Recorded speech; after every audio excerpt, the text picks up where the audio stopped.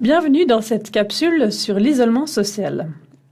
Cette capsule porte donc sur l'isolement social, documenté dans le cadre du projet Résilience, un projet de recherche de l'Observatoire québécois des inégalités, portant sur les répercussions de la pandémie de Covid-19 sur les populations les moins nanties au Québec. La crise sanitaire a eu un impact sur la vie sociale et sur le bien-être psychologique des Québécois et des Québécoises.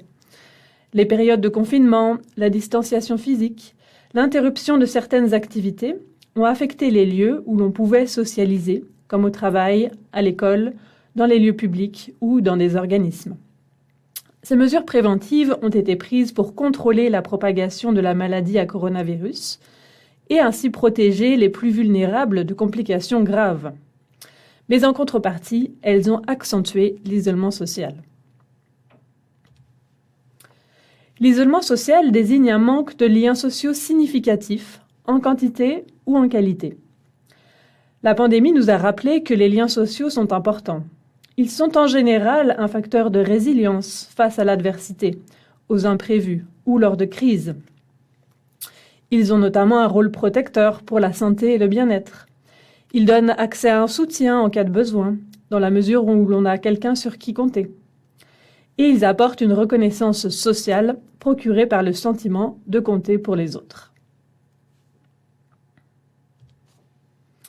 Un sondage a été réalisé en juillet 2021 auprès de personnes les moins nanties sur le plan financier, donc avec des revenus faibles ou modestes, et il révèle qu'une personne sur 3, donc 33%, se sentait beaucoup ou assez isolée des autres après plus d'un an de pandémie.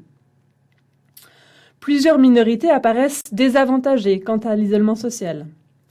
Le graphique montre que les groupes plus susceptibles de ressentir l'isolement social étaient les personnes immigrantes ou appartenant à une minorité visible, les anglophones et les allophones, ainsi que les personnes en situation de handicap et les personnes s'identifiant aux communautés LGBTQ+.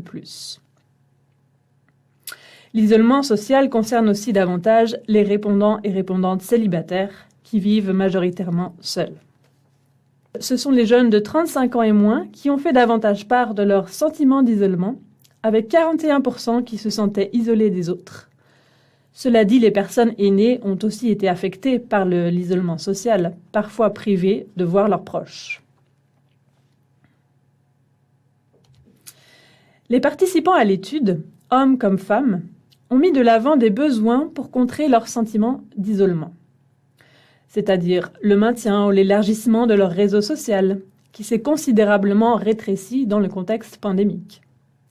Leur implication sociale, par exemple le bénévolat dans un organisme et leur participation à des activités.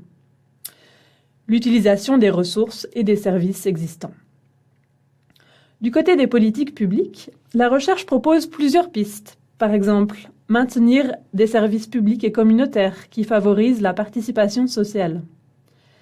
Assurer un accès à Internet dans toutes les régions. Et ou encore, renforcer le soutien psychosocial et communautaire.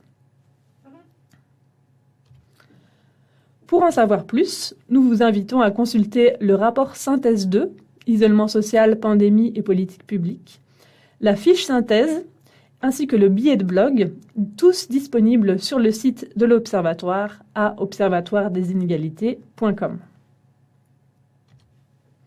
N'oubliez pas qu'au besoin, il existe des ressources pour prendre soin de sa santé émotionnelle. Par exemple, ligne-d'écoute.ca ou écoute-entraide.org.